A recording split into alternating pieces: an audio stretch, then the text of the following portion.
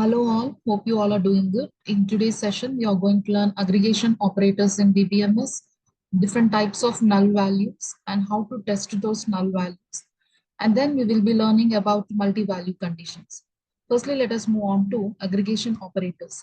Aggregation operators are used to perform operations on a group of values to return a single summarizing value. What do you mean by this? Mainly, these aggregation operators are used to perform mathematical operations like we have count function, sum, average, minimum, and maximum function. So among the list of values that we have, we are going to find out which of the value is maximum. So in order to find out which one is maximum, we will be using max as a function. Likewise, we have several other functions like to find out the average value from the list of values available for a particular column. Then average is a aggregate function to be used. Similarly, to find the number of employees working for an organization. So if we wanted to find the count, then you're going to make use of count as a aggregate function. So here we have several syntaxes for every of the operation that comes under aggregation operators. Let us see here. Count function returns a number of rows that matches a specified criteria. Here we have a syntax, count expression. Now, whenever you would like to find out the count for a particular column, then it is going to retrieve a value, how many number of customers are available or how many number of employees working for a particular department.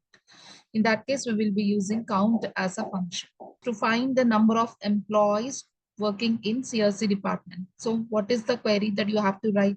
Select count of employee ID from employee. Employee is my table name, and let us assume that EID is a attribute that belongs to employee table where EID is equal to CSC. What does this mean? Which all employees are working under CSC department, the count I would like to find out. So in this case, when count of EID is executed, it returns the number of employees who works for the CSC department. Right. Now let us move on to the other aggregate functions. Next, coming to sum. Sum is another aggregate operator. It is going to return the total sum of a numeric column. For example, if I would like to compute the total salaries of the employees, then in that case, what you have to do, you have to make use of a sum function and the column name you have to represent. So thereby what happens, whatever the values that you have given for this particular attribute, the sum is computed and it is going to return a numeric value. So this is the use of sum operation. And next, coming to average. In order to find out the average marks of your student, then you are making use of average with respect to the marks column. So this computes the average marks of a particular student, right? Similarly, we have other aggregate operators like min and max. Minimum is used to find out the smallest value and the maximum is used to find out the largest value on a selected column, right? I wanted to find out which of the employees having the highest salary. Then in that case, we are using max of salary. Now, from among the values that you have given for the salary attribute, this max function, when it is applied, it is going to retrieve the highest value for the salary attribute. Similarly, when min function is applied, it is going to retrieve the minimum salary. These aggregate operators are often used by the group by clause. We have already seen an example of a group by clause by making use of some of the aggregate operators in the previous section. Let us again recall those. So here we have an example to find out the highest salary in each department. Whenever each department is set, then it is necessary to make use of a group by clause. Let us see then example for it. Select department ID, comma, max of salary from employees group by department ID. Assume that in an employee table, there is a column called department column. So under department, we have values like CSC, ECE, and IT. I would like to find out which of the employee is having the highest salary under CSC department. So which means you are finding the maximum salary based upon the department. So thereby you have to make use of group by clause. From which table? From employee table. So what all attributes you would like to select, that attributes are to be listed after the select statement. Now, when this query is executed, what it is going to return? It returns the highest salary of each department, which means you are going to get three values as an output because we have three different departments. Next, what is a null value? Null tests to see if data exists in a column or not. How you're going to test the value, whether that is present for a particular column or not. For that, we have two things. One is null and is not null. So is null is an operator used to test whether that particular column contains a null value or not. Similarly, is not null operator is used to test whether that column does not contain any null values or not. So whenever you are testing for the null values, whenever you are checking for the null values, it will not work with the comparison operators, right? Instead of using this comparison operators, we will be making use of is null and is not null operators. Now, this is the syntax which we use for is null operator. That is, select column names from table name where column name is null. Is null is specifically used to test whether the values given for the specified column are null. So for example, I would like to test whether the address column in a customer table is null or not. So for that, what will be our query? I'm going to write down select customer name. We are going to retrieve the values for the customer name. Okay. Let customer name from customer table where address is null.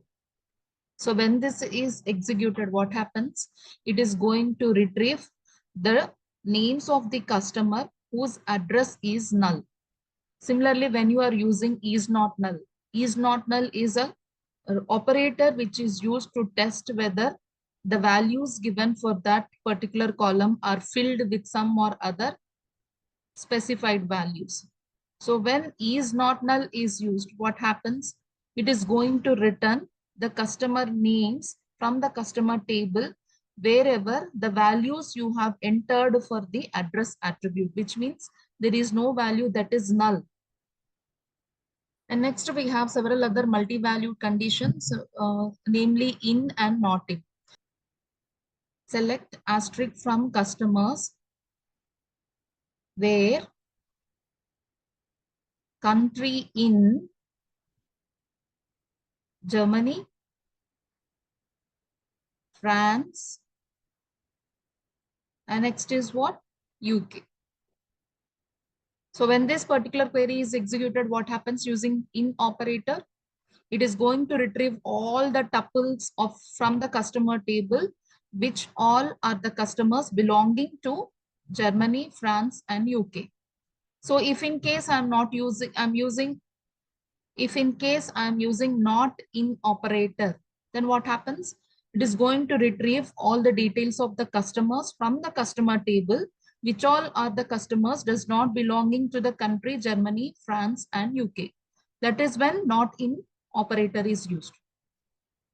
And coming to between clause is used to check if an expression is between a pair of values, which means what? Whenever you are trying to retrieve some data from particular table, so the values for that particular table, if it matches with some specified range, then only the values will be retrieved as output. Now, let us take an example. I would like to get the details of the product with the price between 10 and 20. My question is, I would like to retrieve the details of the products with the price between 10 and 20. Now, what will be the query? Select asterisk from products. Let us assume products is our table name where price between 10 and 20. It is going to retrieve all the records from the products table satisfying this condition. What is the condition? Which all products are having the price that range between 10 and 20. All those tuples are retrieved as output. So this is the use of between clause. Similarly, not between clause. Simply, we are making use of not between 10 and 20. Now, what is going to happen?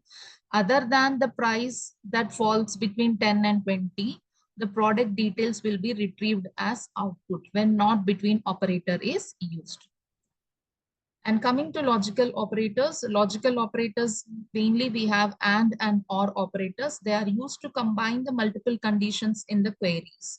So here we have an example. Select first name, comma, last name from employee, where salary is equal to 5,000 and join ID in this particular values that are specified. When in operator is used, we are going to give some multiple values within the brackets.